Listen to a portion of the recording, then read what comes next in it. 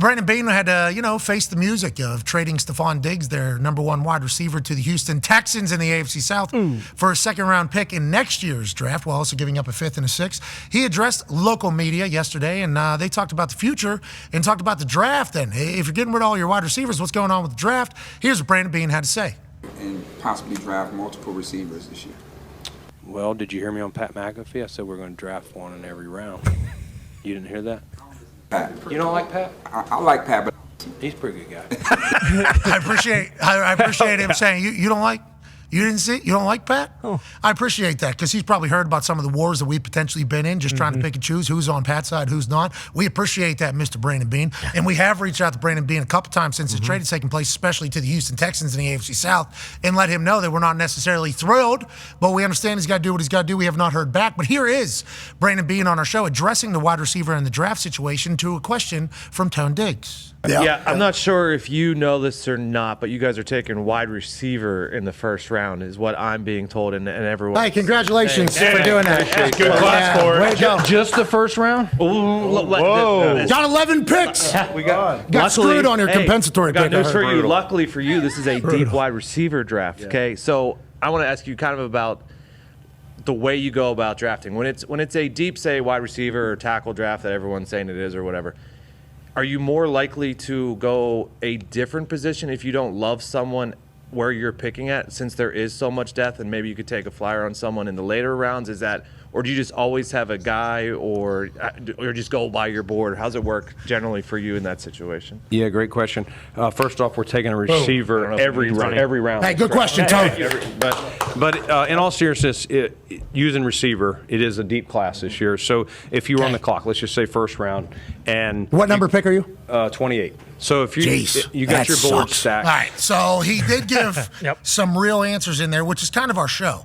We call it comedic informative. Yeah. Because there was a lot of, you had to get through some bullshit in there. Sure. Okay, with, Tone saying, well, all the mocks are saying this about you. He takes a shot at there, but then you hear him say this is a deep wide receiver draft class, though, which I think is him acknowledging that, hey, we've been doing a lot of research on the wide receivers, knowing when you lose Gabe Davis, now you trade away Stefon Diggs, Josh Allen's going to need a weapon somewhere. Oh, yeah. So I did think we got a little bit from him there. Now, him saying I'm drafting a wide receiver in every single round, that's probably bullshit. Yeah, probably. For sure. But that's our program on a day-to-day basis. We did some journalism there. Feels like he likes what's coming out of the college. Yeah, definitely. And to be honest, listening to that back, I think they're going to trade up to like 8 now. Whoa. And take a wide receiver just because, they... That was me that said, geez, that sucks. Yeah, exactly. That wasn't Brandon Beane. No, it wasn't. Okay, no, it wasn't. But he does go on to say, because he talks about last year, how like, hey, when it gets close and you really like a guy like they did with Kincaid and you only have to go up 2 or 3 spots, sure. Like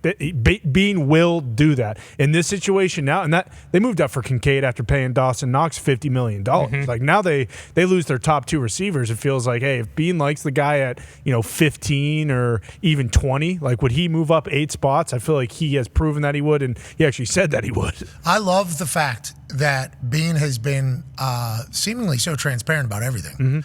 He said, well, this isn't a rebuild. Like, this is something we had to do. Now, they had to get under salary cap. Yeah. Yep. They had to move a lot of contracts. They had to move. This is a part, though, of being a wagon that has paid your quarterback.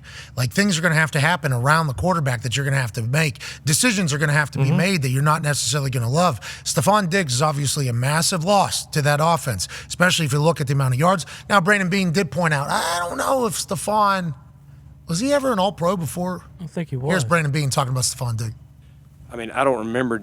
I don't think Steph made an All-Pro before he got here, and he made multiple and some Pro Bowls in there too. So Brandon Beane has heard the whole conversation about Josh Allen hadn't been shit until Stefon Diggs showed up, but he's also potentially thinking like, hey, it was good for both sides here through this all, which leads even more to the point of that's a difficult decision to make to move on, but you have to understand that teams are going to have to change. Like, that's just how it's going to have to go. Defensive side's going to look different. Offense side's going to look different. But if you pay 17, which they did, and you have faith in 17, you just got to assume that the next team is going to be just as good, hopefully better than the previous one. Well, and you mentioned it yesterday, talking about Brady and Manning and Rodgers and guys like that. Like, those types of quarterbacks create stars.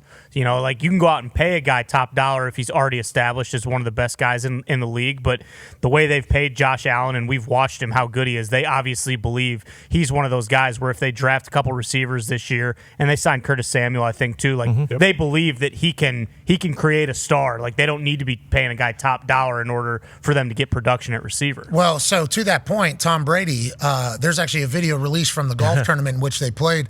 Aaron still has his very long hair. And Awesome. Looks like an incredible hippie, where Tom Brady talks about quarterbacks losing wide receivers and even predicts what's happening right now in Buffalo. Devontae left him, and Tyreek left you, Patrick. Josh, don't worry, someone's going to leave you, too. I love you. My boy Mike never left me, I'll tell you. Yeah, they're Devontae talking left- about losing your weapon, and he said, Josh, don't worry, someone's going to leave you.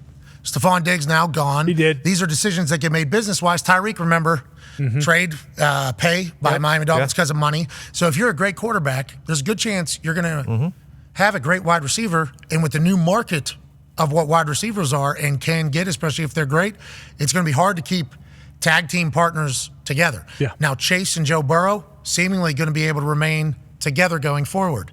T. Higgins, though, probably not going to be able to happen. And Jamar Chase, probably this next contract, they're going to pay the quarterback probably. Yeah. So he's probably going to have to go elsewhere. This is going to become a trend, I think, which is not cool. I don't love it. But I think this is going to become a common trend as the business continues to go where it's headed for these wide receivers. Well, and think about the team that keeps beating them in the playoffs, the Kansas City Chiefs. Like, does everyone think Josh Allen is as good as Mahomes? Probably not, but I think the Bills think Josh Allen is as good as Mahomes. They paid him like he is. And they saw what Mahomes has done with these wide receivers since Tyreek has left, and they're probably thinking in their head, why can't we do the same with Josh? Is probably what they're thinking. And Dalton Kincaid, maybe he gets going a little bit. Exactly. Like he could be their guy, and they might start leaning on James Cook because they get Shakir was a dog. Shakir was They a ran dog it a too. ton But after. yeah, once they fired Dorsey, they started really running the ball, and that's kinda, let James Cook. And that's kind of what, not the Chiefs completely lean on Pacheco like that, but they they give Pacheco 20 carries pretty consistently. Like if they start doing that with James Cook, they might not need that top end guy.